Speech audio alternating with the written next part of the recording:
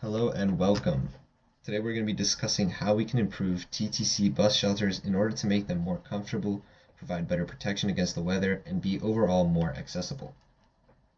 So just in case you don't know what I'm talking about, this is an example of a TTC bus shelter. This is where you wait for the bus to come, maybe a few minutes, maybe longer if it gets delayed or something.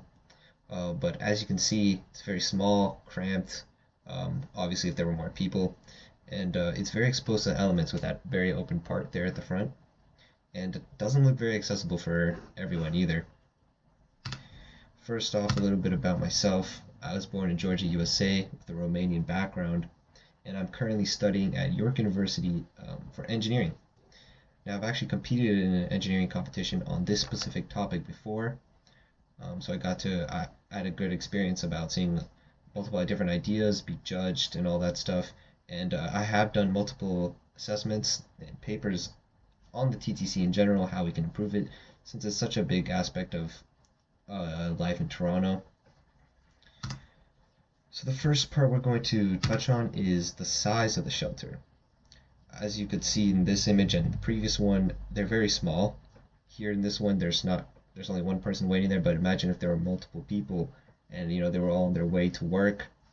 Maybe it starts raining and everyone's trying to cramp inside, right? Obviously this causes a very crowded area, and not to mention the people who don't even have room to stay in are just exposed to the weather outside.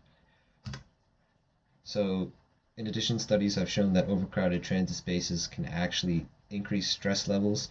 Now, stress has multiple side effects, both physical and mental, such as increased aggression and risk of heart attacks as well, and obviously prolonged exposure to bad mental health conditions like this can just lead to worse and worse mental health over time, which is something you should watch out for. So now for weather protection, first thing we can do is actually fully enclose the shelter. That open spot that was before, we can close that up, because as we can see, wind, hail, snow, rain can actually come through at that angle and affect the people inside. So by fully enclosing it, we can avoid that. Next thing would be to add heating in the winter and cooling in the summer, right? Air conditioning. There's a few problems which causes the need for these. So in the cold, right, in the cold weather, we have viruses, flu season, colds. Viruses actually survive and reproduce more effectively in the cold, dry air. Not only that, but your immune cells are less effective in cold weather. Excessive heat can also lead to expanding blood vessels, which leads to blood moving from your upper body to your lower body fast due to gravity, which causes your blood pressure to lower, eventually leading to fainting. So another thing we want to avoid, which can be avoided by adding things such as fans around the place. Next up is accessibility. This includes things such as automatic doors, lighting, and priority seating. For a second, I want you to imagine a scenario. An old grandpa is trying to get to his son's place, with the public transport on a cold, snowy day, but he can't get in because he just can't open the door. Obviously, with age comes decreased motor functions, right? It's hard to move, it's hard to do daily tasks that involve movement, such as an easy one for us, opening the doors. That can be avoided with an automatic door. Next up, once he gets inside, he still has things that could be problems to him. For example, if there's no seating for him, nobody wants to give up their seat for him. Now he's stuck standing there the whole time, aching back.